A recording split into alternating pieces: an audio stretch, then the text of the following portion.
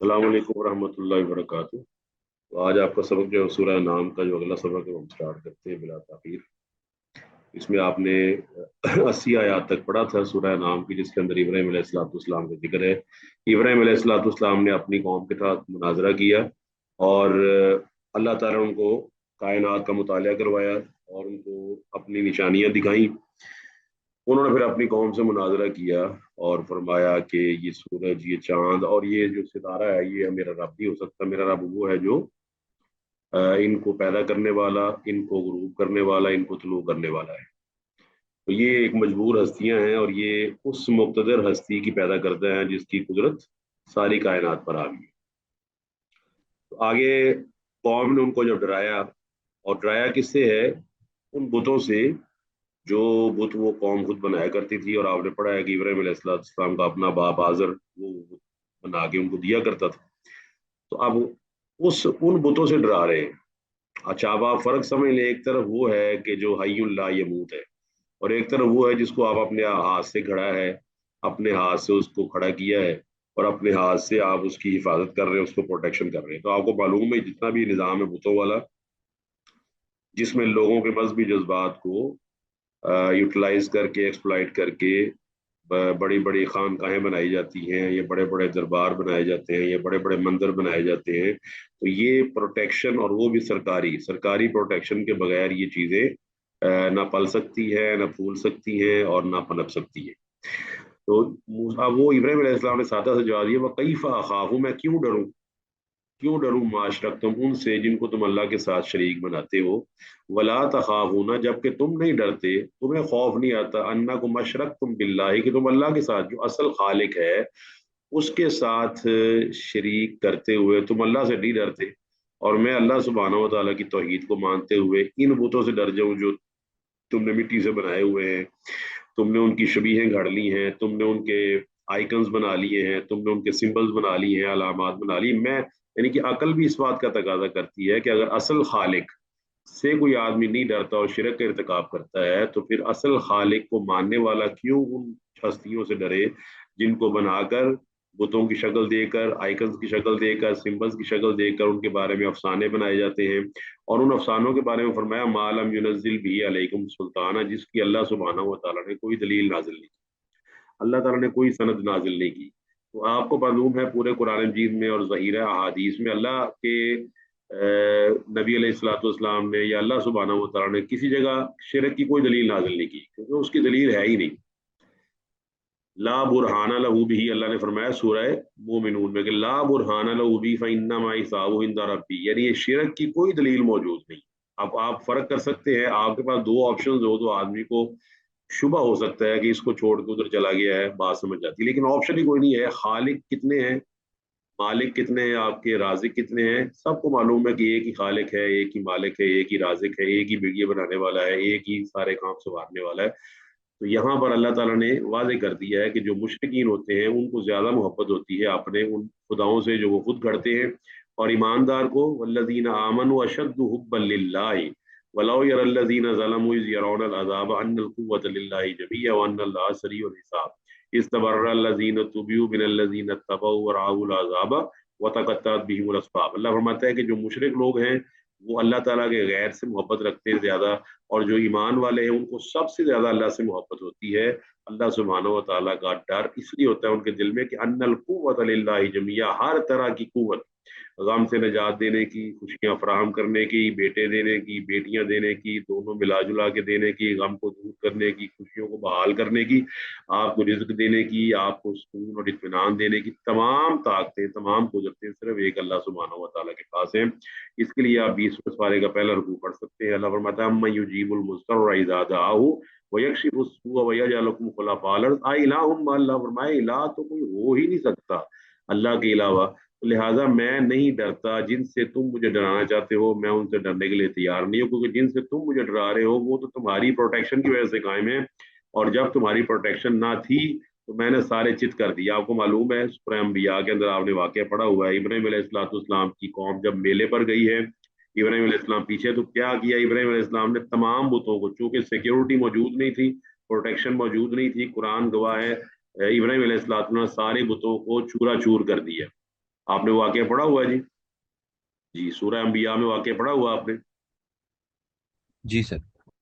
اب اس کا مطلب کیا ہوا، جب یہ جتنے بھی ہمارے ہاں ہندوؤں کے ہاں، سکھوں کے ہاں، جن کے ہاں جو مذہبی طور پر ایسے مندر بنے ہوئے ہیں یا ایسے معبد بنے ہوئے ہیں یا ایسے بت خانے بنے ہوئے ہیں، یا آپ کو پتہ ہے یہ پروٹیکشن اور سیکیورٹی کے بغیر چل ہی نہیں سکتے، اور ان کو سیکیورٹی دینے والے گورنمنٹ ہوتی ہے، مقتدر ادارے ہوتے ہیں جو ان کو سیکیورٹی فراہم کرتے ہیں، جیسے سیکیورٹی ختم ہوتی ہے یہ کام بھی ختم ہو جاتا ہے. تو اللہ کے نبی فرماتے ہیں فَأَيُّ الْفَرِيقَيْنِ أَحَقُّ بِالْأَمْنِ، ہم میں سے جو دو فریق بن گئے، ایک اللہ کو ماننے والا، ایک بتوں کو ماننے والا، ایک حی اللہ یموت کو ماننے والا اور ایک مرے ہوئے کو مارنے والا. تو فرمایا ہم میں سے کون سا فریق ہے احق بالامن، اس کس کا حق زیادہ ہے کہ وہ امن کے اندر ہے. کون امن کے اندر ہے جی؟ امن کے اندر کون ہے، سلامتی کے اندر کون ہے، کون حقدار ہے امن اور سلامتی کا؟ ان کن تم تعلمون، اگر تم سچے ہو، اگر تم جانتے ہو تو بتاؤ امن کس کو ہے. آپ کو پتہ ہے جب آپ کو ایک اللہ پر ایمان ہوتا ہے تو آپ کے اندر اطمینان اور سکون کی کیفیت ہوتی ہے. آپ کے پاس ڈفرینٹ ڈپارٹمنٹس نہیں ہے کہ بیٹا وہاں سے لینا، بیٹی وہاں سے لینی ہے، فلاں چیز وہاں سے لینی ہے. ایک ڈپارٹمنٹ والا آپ کو پتہ ہے، ایک جگہ سے مانگنے والا، ایک چیز کو اپنے سامنے رکھنے والا، وہ امن اور سکون میں ہوتا ہے.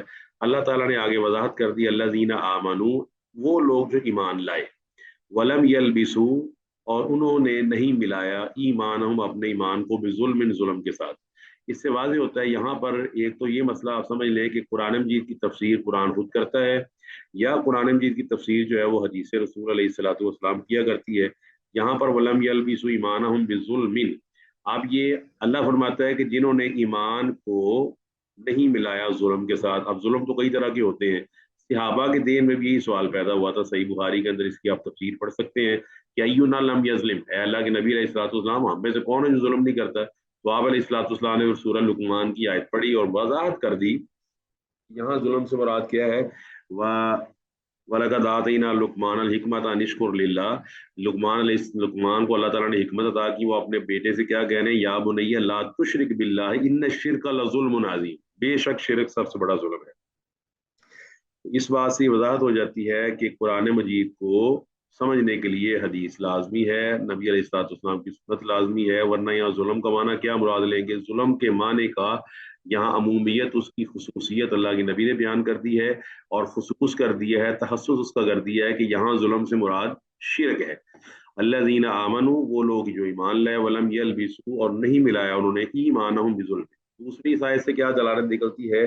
یہ دلالت بھی نکلتی ہے کہ ایمان لانے کے باوجود بھی آدمی مشرک ہو سکتا ہے، کیونکہ اس کے اندر اللہ تعالیٰ نے یہ واضح وضاحت کی ہے.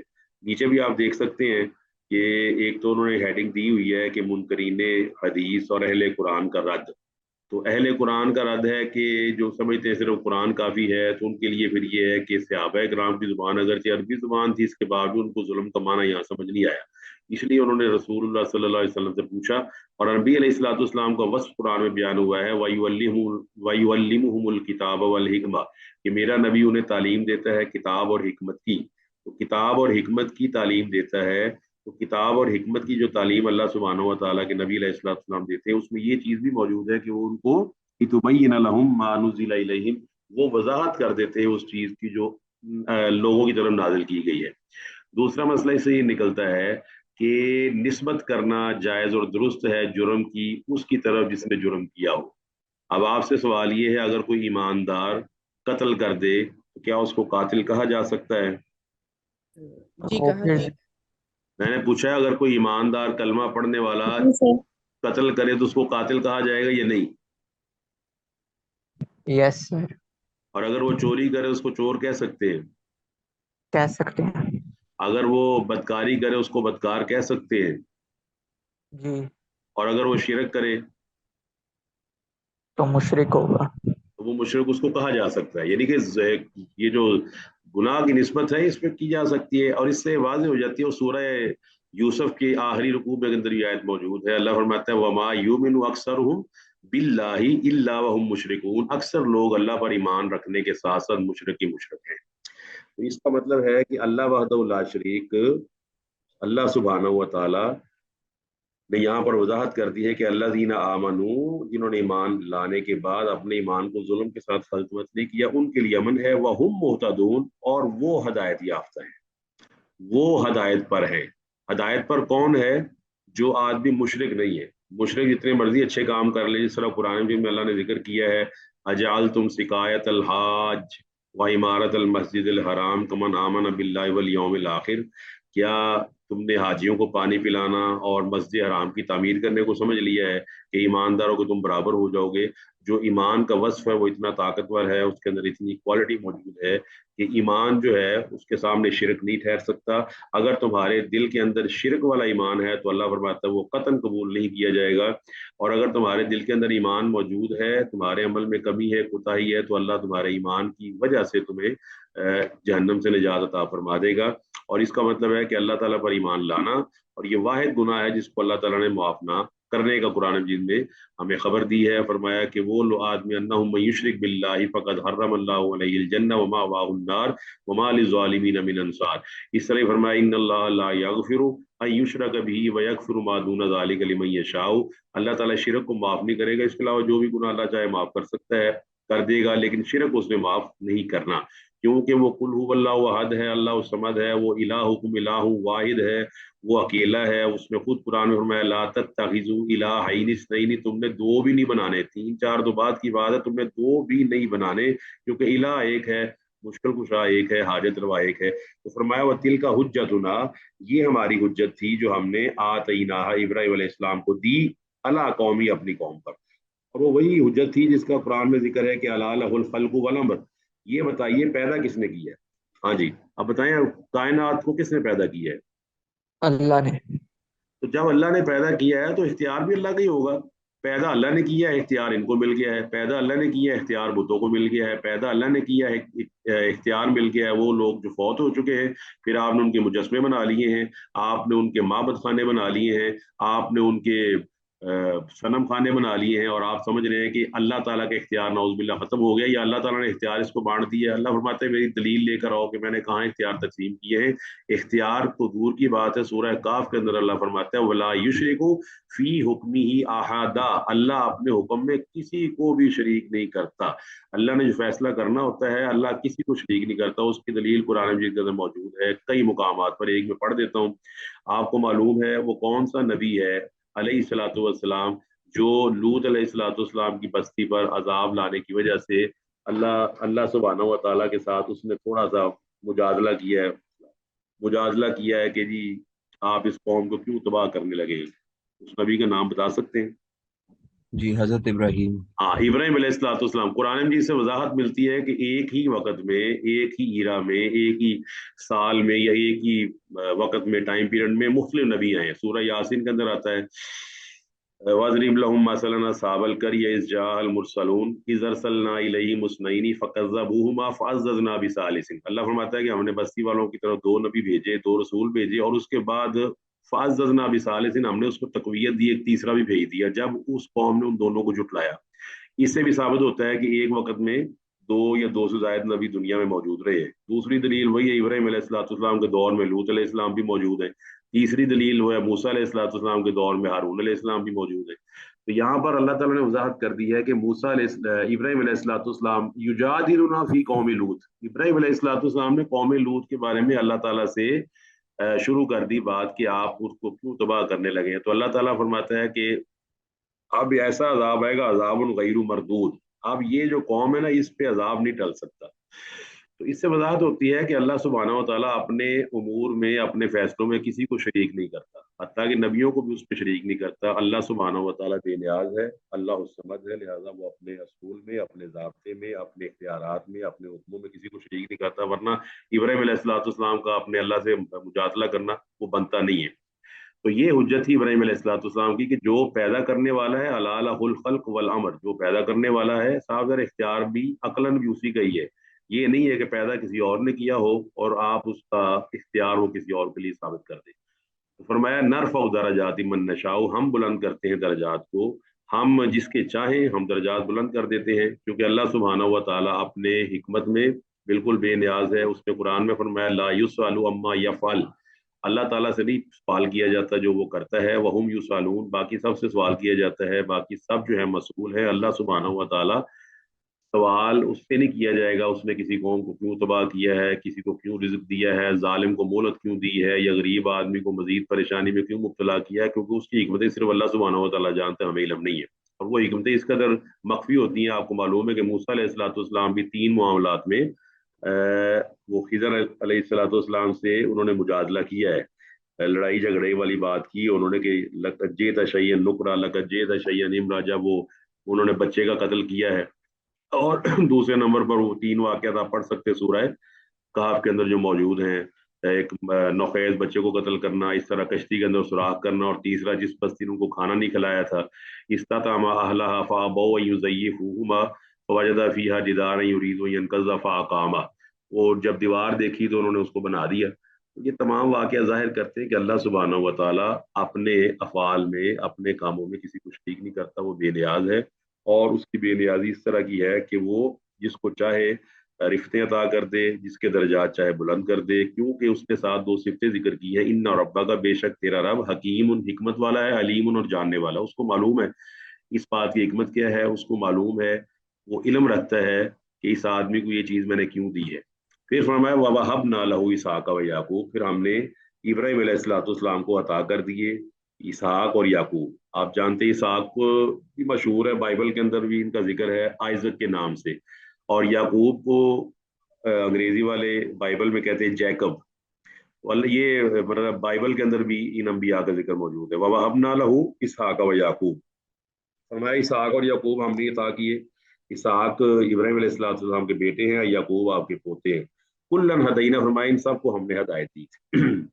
اور وہ نوحن، ان سے پہلے نوح علیہ السلام گزر چکے ہیں، ہدینا من قبل، جن کو ہم نے اس سے پہلے ہدایت دی ہوئی تھی، وہ من ذریتی، پھر انہی کی اولاد میں سے داؤد علیہ السلام بھی تھے، وہ سلیمان علیہ السلام تھے، وہ ایوب علیہ السلام ہیں، یوسف و موسیٰ و ہارون، انہی میں سے یوسف بھی ہیں، موسیٰ بھی ہیں اور ہارون بھی ہیں، وَكَذَلِكَ نَجْزِي الْمُحْسِنِينَ، اور اسی طرح ہم احسان کرنے والوں کو بہترین بدلہ عطا کرتے ہیں، جزا دیتے ہیں۔ اللہ سبحانہ و تعالیٰ ان کے درجات کو بلند کرتا ہے۔ پھر فرمایا وَزَكَرِيَّا وَيَحْيَا وَعِيسَىٰ وَإِلْيَاسَ، پھر زکریا کا ذکر کیا، زکریا کے بیٹے یحییٰ کا ذکر کیا، عیسیٰ کا ذکر کیا، الیاس کا ذکر کیا، کل من الصالحین، یہ تمام کے تمام نیک لوگ تھے۔ وَإِسْمَاعِیلَ وَالْيَسَع، پھر اسماعیل کا ذکر کیا، الیسع کا ذکر کیا، یونس ولوطا، یونس علیہ السلام کا ذکر کیا، ولوطا اور لوط علیہ السلام کا، یہ 18 نبی بن جاتے ہیں۔ اس چھوٹی سی آیت میں اللہ تعالیٰ نے ایک ہی مقام پر 18 انبیاء کا ذکر کر دیا ہے۔ فرمایا وَكُلًّا فَضَّلْنَا عَلَى الْعَالَمِينَ، اور ان کو ہم نے لوگوں پر، عالمین پر فضیلت عطا فرمائی۔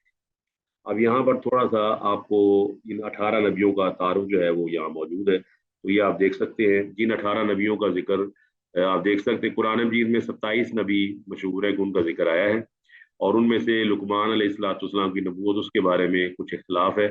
یہاں پر جن انبیاء کا ذکر نہیں ہے وہ آدم علیہ السلام ہیں، ادریس علیہ السلام ہیں، ہود، صالح، شعیب، ذوالکفل، عزیر اور محمد رسول اللہ صلی اللہ علیہ وسلم۔ تو جن 18 انبیاء کا ذکر آیا ہے ان کے حالات زندگی آپ جانتے ہیں۔ نوح علیہ السلام کی عمر قرآن مجید کے مطابق، اب اس میں اختلاف ہے، بعض کہتے ہیں کہ آپ کی عمر 950 سال تھی، کیونکہ قرآن مجید میں سورہ عنکبوت کے اندر آتا ہے فَلَبِثَ فِيهِمْ أَلْفَ سَنَةٍ إِلَّا 50 عَامًا، کہ آپ نے 950 سال اپنی قوم میں گزارے ہیں۔ تو بعض مفسرین کہتے ہیں کہ جی 1000 سال تھی، اور آپ کی تبلیغی عمر جو ہے وہ 950 سال تھی۔ بہرحال دونوں اقوال میں سے جو بھی آپ اختیار کر لیں۔ تو یہ آپ کا جو علاقہ تھا وہ عراق کے اندر تھا، دریائے دجلہ اور فرات جو انتہائی زرخیز علاقہ ہے۔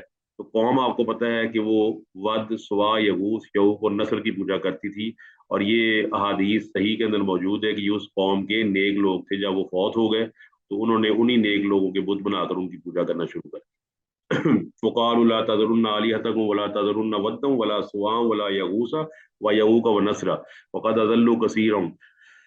فرمایا 950 سال کی تبلیغ میں بعض اب روایات آتی ہیں کہ 40 لوگ ایمان لائے، تو پھر آپ علیہ السلام نے دل برداشتہ ہو کر ان کے حق میں دعا کی، تو اللہ تعالیٰ نے آپ کو فرمایا وَاصْنَعِ الْفُلْكَ بِأَعْيُنِنَا وَوَحْيِنَا، کہ آپ میرے سامنے کشتی تیار کریں۔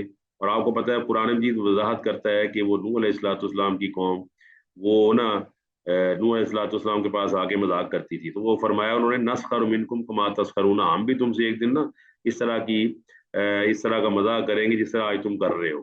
تو جب کشتی تیار ہوگی تو سارے ایماندار اس کے اندر بیٹھ گئے، اور آپ نے وہ یہ پڑھنا ہو تو سورہ ہود کے اندر آپ پڑھ سکتے ہیں، اور یہ بھی آپ جانتے ہیں یہاں پر ایک بڑا اہم مسئلہ ہے، وہ یہ ہے وحی، عقل اور نتیجہ۔ آپ کو پتہ ہے اللہ تعالیٰ نے وحی کی اتباع کو حکم دیا ہے اور عقل کو پابند کیا ہے کہ وہ وحی کی تابع بنے۔ تو جب عقل وحی کی تابع نہیں بنتی تو پھر نتیجہ کیا نکلتا ہے؟ یہ ابن تیمیہ رحمہ اللہ نے اس کو اپنی تفسیر میں بیان کیا ہوا اس کو نقطے کو۔ انہوں نے کہا کہ اللہ تعالیٰ کے نبی نوح علیہ السلام کے بیٹے کا جو قول ہے، اس نے کہا تھا سآوی الی جبل یعصمنی من الماء، یہ ہے عقل، یہ اس نے عقل استعمال کی ہے کہ میں ان قریب پہاڑ پر چڑھ جاؤں گا اور وہ پہاڑ کیا کرے گا؟ یعصمنی من الماء، وہ مجھے اس پانی سے بچا لے گا، یہ ہے عقل۔ اب وہی کا ذکر آتا ہے تو وہی ہے لا عاصم الیوم من امر اللہ الا من رحم، وہی یہ کہتی ہے کہ آج کوئی نہیں بچانے والا سوائے اللہ سبحانہ و تعالیٰ۔ یہ پہاڑ بھی نہیں تجھے بچا سکتا، کیونکہ اللہ سبحانہ و تعالیٰ پہاڑوں کا بھی خالق ہے، وہ آسمانوں کا بھی خالق ہے، وہ زمین کا بھی خالق ہے۔ یہ ہو گیا جی وہی۔ اب چونکہ عقل وہی کا مقابلہ کر رہی تو نتیجہ کیا نکلا؟ فحال بینہم الموج فکان من المغرقین، تو فرماتے ہیں کہ اس کے فوراً بعد ایک موج آئی، فحال بینہم الموج فکان من المغرقین، اور نوح علیہ السلام کے سامنے بیٹا غرق ہو گیا۔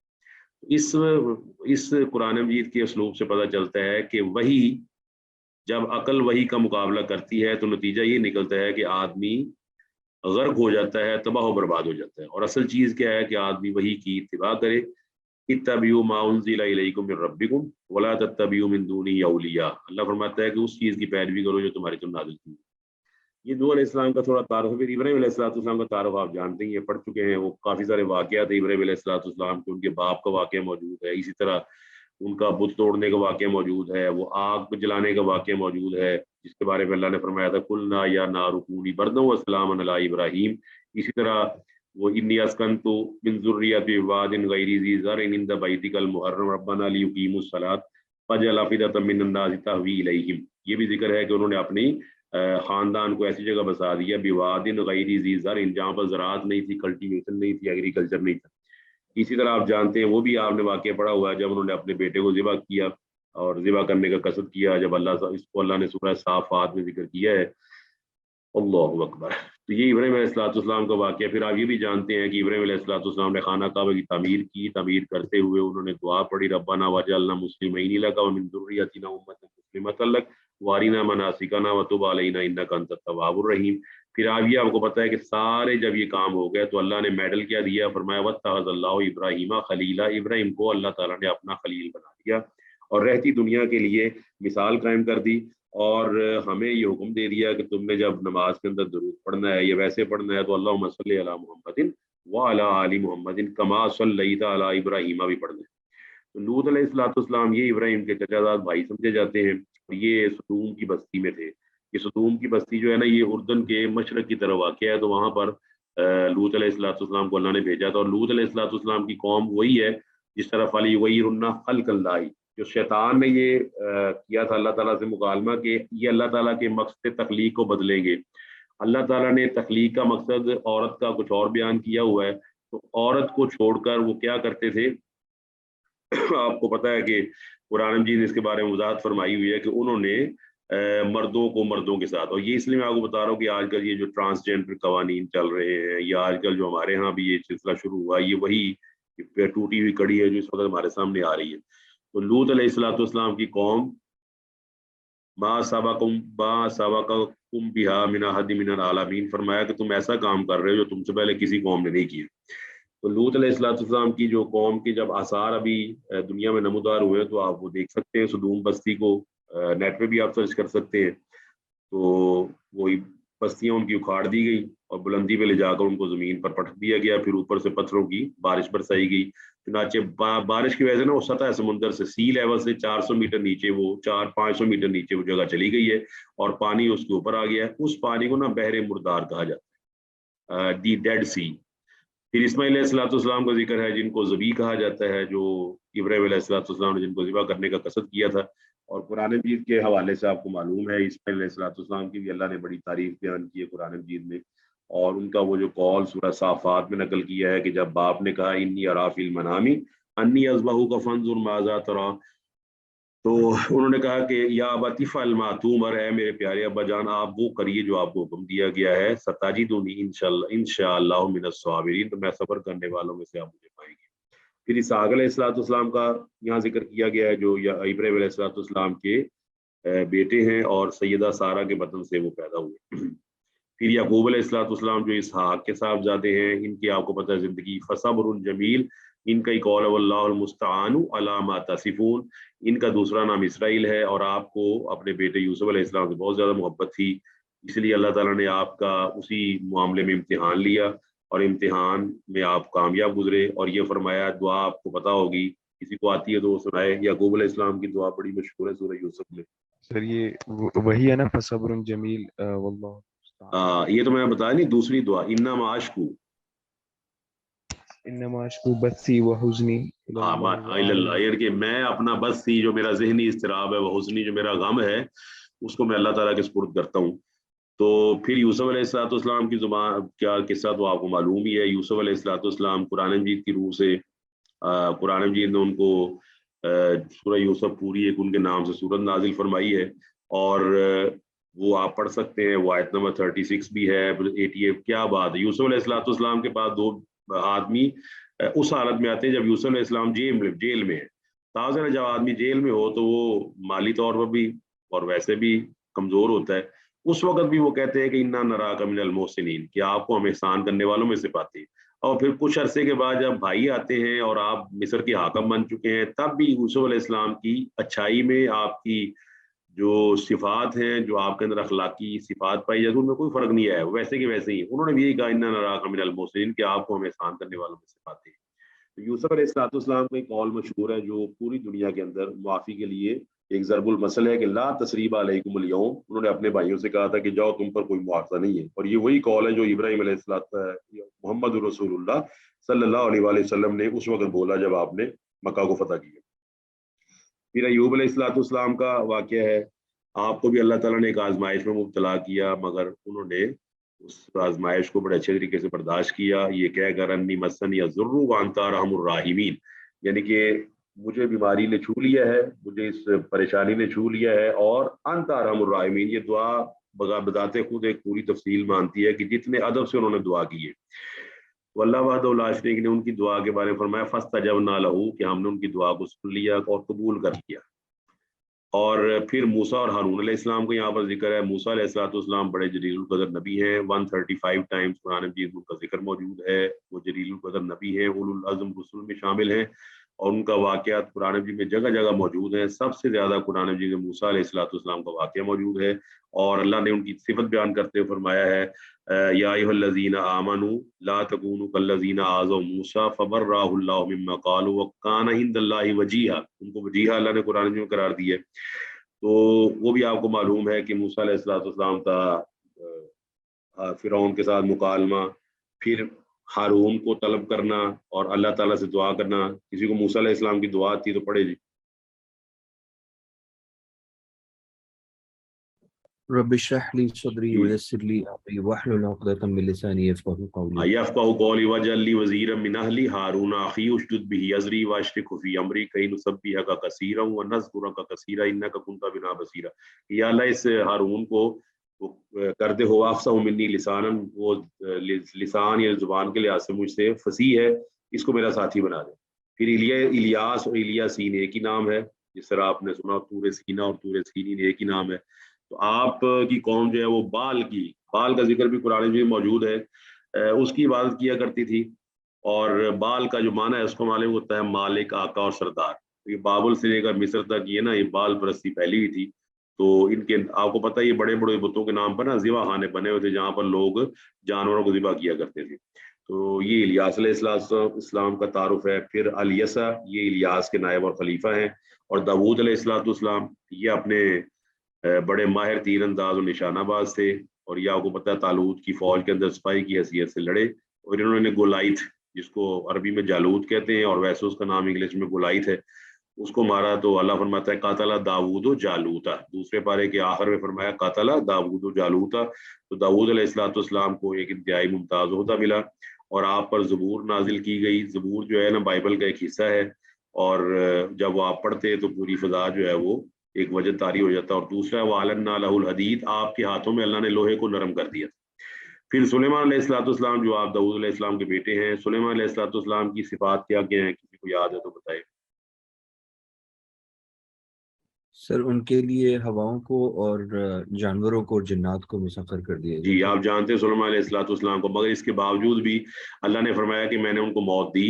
فلما قضینا علیہ الموت ما دلهم علی موتہ الا دابۃ الارض تاکل من ساعۃ فلما خر تبینت الجن ان لو كانوا يعلمون الغیب ما لبثوا فی العذاب۔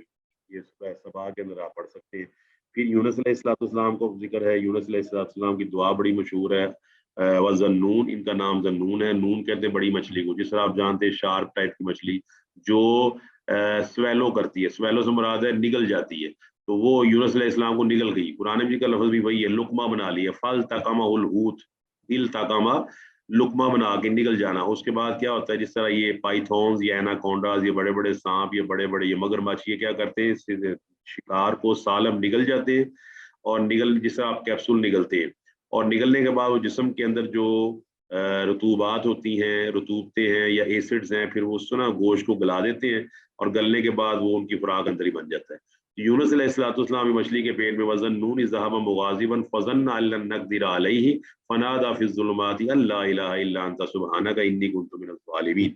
تو ان کی بستی کا نام نینوا ہے، تو یہ وہ بستی ہے، قوم نے بعد میں توبہ کی تو اللہ تعالیٰ نے عذاب کو ٹال دیا۔ پھر زکریا علیہ السلام ہے، یہ وَكَفَّلَهَا زکریا، یہ مریم کے کفالت کرنے والے ہیں، اور مریم رضی اللہ تعالیٰ عنہ کی انہوں نے کفالت کی ہے۔ اور اس کے بعد آپ کے بیٹے یحییٰ کا ذکر ہے، یحییٰ کے لیے زکریا علیہ السلام نے دعا کی، سورہ آل عمران کے اندر بھی موجود ہے اور سورہ مریم کے اندر بھی موجود ہے، ربی حب لی من لدنک ولیہ۔ پھر عیسیٰ علیہ السلام کا ذکر ہے، جو اللہ تعالیٰ کے کلمہ سے بغیر باپ کے پیدا ہوئے، اللہ سبحانہ و تعالیٰ نے ان کو بغیر باپ کے پیدا کر کے ایک مثال قائم کر دی اور حجت قائم کر دی، اور انہوں نے پھر جب اپنی ماں کی گود میں گفتگو کی تو کیا فرمایا، انی عبداللہ آتانی الکتاب وجعلنی نبیا۔ تو یہ تمام نبیوں کا یہاں پر ذکر ہے۔ تو اس صورت میں اللہ تعالیٰ نے انبیاء کا ذکر کیا ہے کہ سارے ہی نیک لوگ تھے اور اللہ نے ان کو بہترین مقام عطا کیا۔ اچھا، اب یہاں تو ابراہیم علیہ قرآن مجید تو انبیاء کی صفتیں بیان کرتا ہے، مگر اگر آپ کتاب پیدائش، کتاب اخبار، کتاب گنتی، کتاب استثناء اور کتاب اس طرح بائبل کی 4 کتابیں، وہاں پر آپ کو بڑے عجیب بیانات نظر آئیں گے جو یہاں پڑھ سکتے ہیں۔ جیسے بہرحال میں تو نہیں پڑھوں گا، آپ خود پڑھ سکتے ہیں، یہ سامنے آپ کے موجود ہے۔ نوح علیہ السلام کے شراب پینے کا ذکر اس کے اندر موجود ہے، لوط علیہ السلام کے نعوذ باللہ شراب پی کر اور زنا کرنے کے معاملات بھی موجود ہیں۔ تو بہرحال یہ کچھ یہاں پر تفصیل موجود ہے، آپ اس کو پڑھ سکتے ہیں، یہ دیکھ سکتے ہیں۔ تو یہ ہے جی آپ کا نبیوں کا تعارف۔ جی کوئی کوشچن تو نہیں آپ کے ذہن میں اس حوالے سے؟ جی کلاس سر حضرت الیاس علیہ السلام اور حضرت الیسع علیہ السلام کا تھوڑا سا انٹروڈکشن۔ السلام علیکم اچھا سر۔ میں جی وعلیکم السلام، جی بتائیں۔ سر حضرت ایوب علیہ السلام کو کون سی بیماری تھی؟ کیا کہہ رہے ہیں جی؟ اچھا ایسا کرتے پہلے کلاس مکمل کر لیں۔ ہاں ایوب علیہ السلام، بولے بتائیں، ایوب علیہ السلام کی دعا۔ سر ان کو بیماری کون سی تھی؟ ہاں نہیں، بیماری کا ذکر نہیں آتا، یہ لوگوں نے بعض افسانے بنائے ہوئے کہ ان کو بیماری اس طرح کی ہوگی تھی، نعوذ باللہ کیڑے پڑ گئے، یہ تو یہ ثابت نہیں ہے۔ اللہ تعالیٰ اپنے انبیاء علیہ الصلوۃ والسلام کو نا کسی ایسی چیز میں مبتلا نہیں کرتا ہے جس سے کراہت محسوس ہو۔ تو دوسری بات، آپ کو قرآن مجید کا اسلوب معلوم ہے کہ قرآن مجید اگر کسی چیز کا تذکرہ نہیں کرتا تو ہمیں بھی تذکرہ کرنے کی ضرورت نہیں ہے، ہمیں تو ضرورت ہے کہ ہم اس سے سبق حاصل کریں۔ تو یہ نا آج کل کے دور کے لحاظ سے بھی آپ کو پتہ ہے، ایک ہے ڈسپلے اور ایک ہے جو آپ کو اصلاً چیز چاہیے۔ اگر آپ کو اصلاً ایک اچھی چیز ملتی ہے، ڈسپلے نہ بھی اچھا ہو تو ٹھیک ہے، وہ آپ اختیار کر لیں۔ یہاں پر یہ ہے کہ اللہ تعالیٰ نے جس کا ذکر نہیں کیا تو ہم بھی اس کا ذکر نہیں کریں گے۔ صرف یہی ہے نا کہ وہ ایوب علیہ السلام نے فرمایا انی مسنی الضر وانت ارحم الراحمین۔ اب بیماری کیا تھی یہ ہمیں علم نہیں ہے، اور بیماری جو لوگ مشہور کر دیتے ہیں صرف داستان ترازی کے لیے تو ہمیں اس کو بیان کرنے کی ضرورت نہیں ہے، ٹھیک ہے جی۔ دوبارہ فرمایا وَمِن ذُرِّ آبائِہِم، ان کی آباء و اجداد میں سے بھی، وَذُرِّيَّاتِہِم، ان کی بیٹوں میں سے، ان کی اولادوں میں سے، وَإِخْوَانِهِم، ان کے بھائیوں میں سے، وَاجْتَبَيْنَاهُمْ، ہم نے ان کو چنا، وَهَدَيْنَاهُمْ، اور ہم نے ان کو ہدایت دے دی، إِلَىٰ صِرَاطٍ مستقیم، سیدھے راستے کی طرف۔ سیدھا راستہ آپ جانتے ہیں وہ کون سا راستہ ہے، وہ اللہ تعالیٰ کے دین کا راستہ ہے، اللہ کی شریعت کا راستہ ہے، اللہ سبحانہ و تعالیٰ کے نبیوں کا راستہ ہے۔ اللہ فرماتا ہے کہ ہم نے ان کو سیدھے راستے کی طرف ہدایت دے دی، اور فرمایا ذالک ھدی اللہ، یہ اللہ تعالیٰ کی ہدایت ہے، یعنی کہ اللہ سبحانہ و تعالیٰ کا فضل ہے، یہ اللہ کی ہدایت ہے۔ اور آپ کو پتہ ہے اللہ نے اپنی ہدایت کے لیے شرط لگائی ہے۔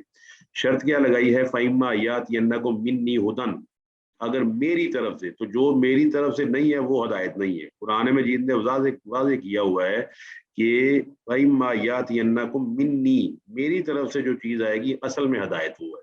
لوگ بنا لے، لوگوں کی عقل بنا لے اور سمجھے کہ یہ ہدایت ہے، وہ ہدایت نہیں ہے۔ ہدایت وہ ہے جو میری طرف سے آئے۔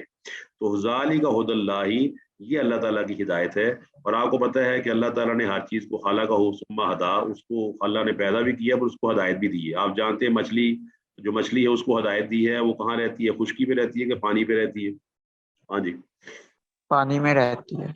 ہاں، اس کو معلوم ہے۔ اسی طرح آپ جانتے ہیں، آپ اگر یہ اناٹومی پڑھتے ہیں یا زولوجی پڑھتے ہیں یا باٹنی پڑھتے ہیں، آپ کو حیران ہو گئے کہ کسی کے کینائنز ہیں، نکیلے دانت ہیں، اللہ تعالیٰ نے کسی کو کوئی چیز جو اپنا گھاس کھانے والے ان کے دانتوں کی بناوٹ اور ہے، جو گوشت کھانے والے کارنیورز ہیں ان کی بناوٹ اور ہے، ہربیورز کی اور ہے، اور انسان کو چونکہ ہر چیز کھانے کی اللہ تعالیٰ نے صلاحیت دی ہے، لہٰذا اس کے دانتوں میں ہربیورز والے دانت نہیں ہیں اور کارنیورز والے، کیونکہ انسان اومنیورز ہے۔ اس کا مطلب ہے کہ اللہ تعالیٰ نے ہر ایک کو ہدایت دی ہوئی ہے، اسی نے پیدا کیا ہے، اسی نے خلق فسویٰ، سبح اسم ربک الاعلی الذی خلق فسویٰ۔ تو اللہ تعالیٰ ہی تعدیل کرتا ہے، اللہ ہی تسویہ کرتا ہے، اللہ ہی تخلیق کرتا ہے۔ تخلیق بھی اللہ کی ہے، تسویہ بھی اللہ کا ہے، اور تعدیل بھی اللہ تعالیٰ کی ہے۔ یہ بات میں انشاءاللہ آپ سے کسی دن ڈسکس کریں گے۔ تو فرمایا اس کے ذریعے اللہ ہدایت دیتا ہے جس کو چاہتا ہے من عبادی، اپنے بندوں میں سے۔ اور پھر ساتھ کیا فرمایا؟ وَلَوْ أَشْرَكُوا، اب 18 نبیوں کو ذکر کر کے اللہ فرماتا ہے اگر یہ بفرض محال شرک کرتے، حالانکہ نبی علیہ الصلوۃ والسلام یا تمام انبیاء علیہ الصلوۃ والسلام سے شرک کا صدور ممکن نہیں، لیکن مسئلہ سمجھانے کے لیے اللہ فرماتا ہے وَلَوْ أَشْرَكُوا، اگر یہ شرک کرتے لَحَبِطَ عَنْهُمْ مَا كَانُوا يَعْمَلُونَ، تو اللہ ان کا جو سب کچھ کیا کرایا جو بھی عمل تھا وہ سارے کا سارا برباد ہو۔ اچھا، قرآن مجید میں اللہ تعالیٰ کا قرآن خود گواہ ہے کہ اللہ نے یہ وحی ہر نبی کو کی ہے۔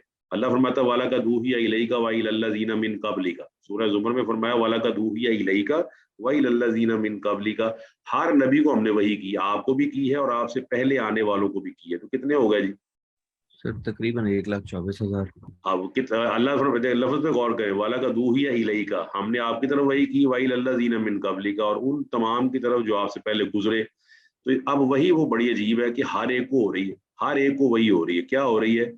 لَئِنْ أَشْرَكْتَ، ہر نبی کو اللہ نے وہی کیا، لَئِنْ أَشْرَكْتَ، اگر تو نے نعوذ باللہ فرض محال شرک کیا، لَيَحْبَطَنَّ أَعْمَالُكَ، تو تیرا عمل بھی یقیناً آپ کو پتہ ہے فعل مضارع سے شروع میں لام لگ جائے اور آخر میں نون شاد والا لگ جائے تو اس میں یقیناً کا معنی پیدا ہو، تو یقیناً تیرا عمل ضائع ہو جائے گا۔ تو اس سے اندازہ لگا سکتے ہیں کہ شرک کتنا بڑا گناہ ہے، کتنا بڑا جرم ہے اللہ سبحانہ و تعالیٰ کے۔ اللہ تعالیٰ نے ہمیں مسئلہ سمجھانے کی خاطر فرمایا ہے یہاں پر وَلَوْ أَشْرَكُوا لَحَبِطَ عَنْهُمْ مَا كَانُوا يَعْمَلُونَ، اور سورہ زمر میں فرمایا کہ یہ وہی ہم نے ہر نبی کو کی ہے۔ اچھا جی، اللہ فرماتا ہے أُولَٰئِكَ الَّذِينَ وَلَوْ أَشْرَكُوا لَحَبِطَ عَنْهُمْ مَا كَانُوا يَعْمَلُونَ أُولَٰئِكَ الَّذِينَ آتَيْنَاهُمُ الْكِتَابَ وَالْحُكْمَ وَالنُّبُوَّةَ، یہ وہ لوگ ہیں جن کو ہم نے کتاب عطا کی، حکم عطا کیا اور نبوت عطا کی۔ یہ کتاب بھی ہے، قوت فیصلہ بھی ہے، اور اللہ تعالیٰ نے نبوت بھی عطا کی ہے۔ اس سے بھی وضاحت ہوتی ہے، اور پھر آپ کو پتہ ہے قرآن مجید کے اندر یہ وضاحت موجود ہے کہ یہ کتاب جو ہے یہ آپ کو دنیا کے اندر بھی سرفراز کرنے والی ہے اور آخرت کے اندر تو اس نے کرنا ہی کرنا ہے۔ تو لہٰذا قرآن مجید جو ہے اور شریعت جو ہے یہ اس طرح کی شریعت ہے کہ جس کی اتباع کرنا ضروری ہے، اور شریعت کی اتباع یہ جو ہمارے یہاں ایک فتنہ بنا ہوا ہے کہ شریعت جو ہے اور دین جو ہے اس کو مذہب سے اپنا سیاست سے علیحدہ کر دیا جائے، تو یہ وہی فتنہ ہے جو مغرب کی طرف سے پھیلایا گیا ہے کہ حالانکہ اللہ تعالیٰ نے یہاں کیا فرمایا کہ کتاب بھی ہے، قوت فیصلہ بھی ہے اور نبوت بھی ہے۔ فَإِن يَكْفُرْ بِهَا هَؤُلَاءِ، تو فرمایا اگر یہ لوگ اس کا انکار کر دیں تو فقط وکلنا بِهَا قَائِمٌ قَوْمٌ، تو ہم نے کچھ ایسے لوگوں کو اس کی خدمت سپرد کر دی ہے، لیسوا بِهَا بِکافرین، جو اس وحی کے منکر نہیں ہے۔ یعنی کہ اگر کوئی آدمی اسلام کی خدمت نہیں کرتا تو نہ کرے، اللہ تعالیٰ کی طرف سے ایسے لوگ موجود ہیں جو اسلام کی خدمت کرنے والے ہیں، وحی پر عمل کرنے والے ہیں، اور وحی پر عمل کرتے ہوئے ان کو سکون محسوس ہوتا ہے، جس طرح اللہ نے سورہ انفال کے شروع میں فرمایا ہے، بعض لوگوں کا ذکر کیا ہے انما المؤمنون الذین اذا ذکر اللہ وجلت قلوبهم واذا تلیت علیہم آیاتہ زادتہم ایمانا وہم علی ربہم یتوکلون۔ تو اللہ تعالیٰ فرماتا ہے کہ ایسے لوگ بھی ہیں کہ جن کے سامنے آیات پڑھی جاتی تو ان کے دل ڈر جاتے ہیں. تو یہ تمام چیزیں اللہ تعالیٰ نے یہاں ذکر کر دی ہیں ہمارے سمجھ کی خاطر. تو اس کو اب اگلے چونکہ وقت مکمل ہو گیا ہے تو اس کو انشاءاللہ اگلے لیکچر کے ساتھ اسی آیت سے ہم چلیں گے کہ کتاب کیا ہوتی ہے, حکم کیا ہوتا ہے, اور نبوت کیا ہوتی ہے. تو اس سے ہم اگلے لیکچر کے اندر اس کو انشاءاللہ لے کے چلیں گے.